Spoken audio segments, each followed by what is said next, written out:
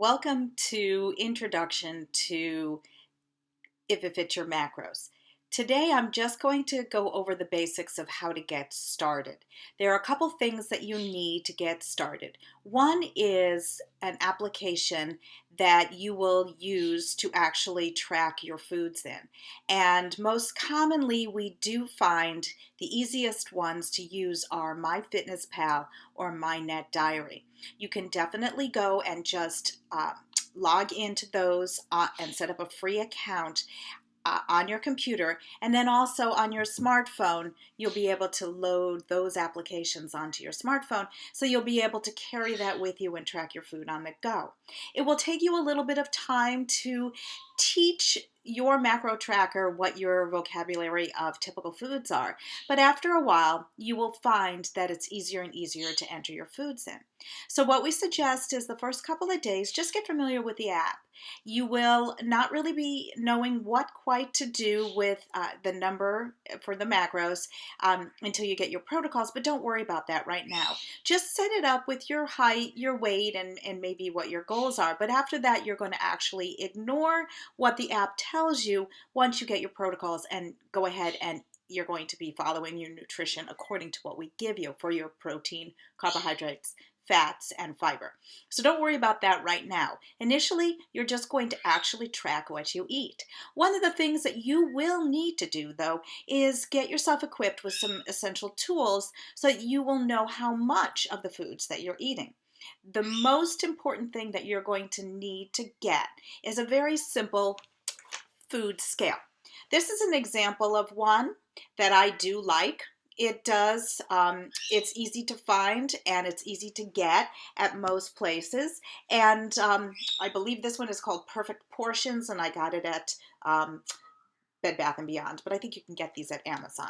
And what it does is it runs on a battery, and you will turn it on and set it to 0, and you will measure your food by weight in grams. Grams is a weight, similar to what we use as ounces, but there are 28 grams in 1 ounce. So you can see it gives you a little more accuracy when you're measuring things, because if something weighs, say, 3 ounces, there could be a margin of error there. So the scale doesn't pick it up because it will round to the ounces. So the grams will give you the most accuracy.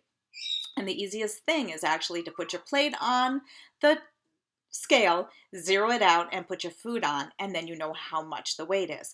I also do recommend that you actually get in the habit of measuring the food as you're going to eat it, and track it in your food tracker as you're going to eat it. Sometimes it gets a little confusing. If you cook the food, you measure it beforehand, and then you enter it in the tracker with a post, the conflict of whether or not you're going to be measuring it before or after cooking.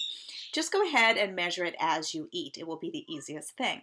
Now, some things are typically easier to measure using more traditional measuring cups or measuring spoons, and those tend to be more your liquids. Now, if you look on the container of almost all of your foods, it will typically give you a gram weight in the portion sizes. So if you do want to measure, say, your egg whites or your almond milk, you most certainly can go ahead and you can measure it by a volume versus a scale weight. But the scale weight really is the most accuracy.